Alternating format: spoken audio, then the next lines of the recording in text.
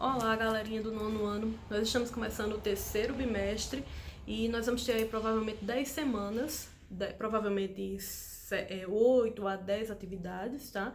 Essa será a primeira e a gente vai trabalhar sobre os aspectos físicos da Ásia.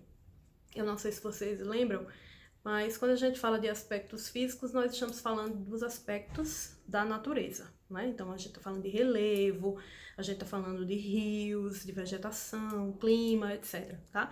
Então, para que vocês se apropriem melhor do conhecimento, seria interessante vocês pegarem o livro de vocês, ó, e dar uma olhadinha aqui desde a página 144 até a página 149, certo? Porque ele vai mostrar o mapa da Ásia e algumas questões relacionadas aos aspectos físicos, tá bom? Bem, quando a gente fala da Ásia, o textinho da atividade de vocês vai mostrar que nós estamos falando de um continente cheio de extremos. Como assim? É o maior continente do mundo, né? Ele é gigante, ele tem o maior país do mundo, que é a Rússia. Ele tem a maior altitude do mundo, que é o Monte Everest, que chega a quase 9.000 metros de altitude. Ele tem a maior depressão absoluta do mundo, porque o Mar Morto está a cerca de 400 metros abaixo do nível do mar. Dos oceanos, certo?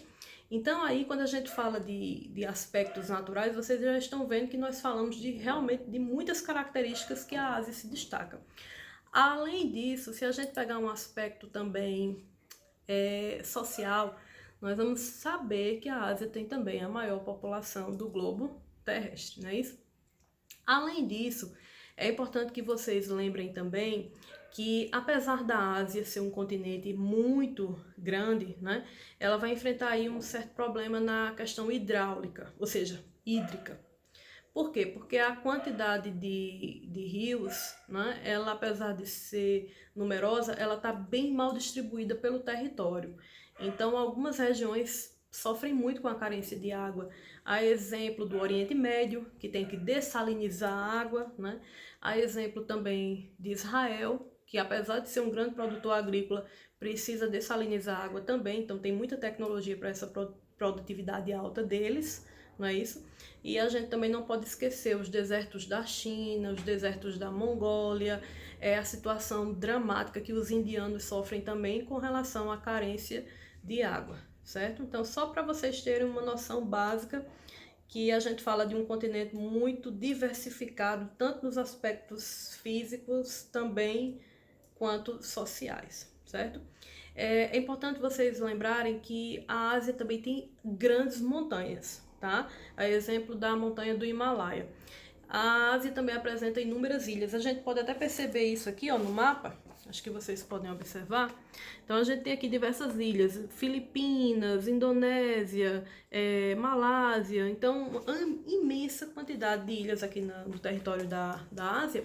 Por quê? Porque é um território que está situado em meio, né? Aliás, no limite de placas tectônicas. E por conta disso, nós vamos ter aí a formação de muitas ilhas vulcânicas, já que estão aí em limite de placa tectônica, e nós vamos ter também um relevo caracterizado por muitas montanhas que estão sempre aumentando suas altitudes em decorrência do choque das placas tectônicas, certo, pessoal? A atividade ela tá muito simples, ela só tem duas questões, vocês vão ler o texto e vão assinalar as alternativas. Qualquer dúvida é só vocês me chamarem pelo WhatsApp, tá? Mas eu aconselho vocês a sempre estarem lendo o livro, porque assim vocês vão fixar melhor o conteúdo, tá bom? Então até mais, tchau, tchau!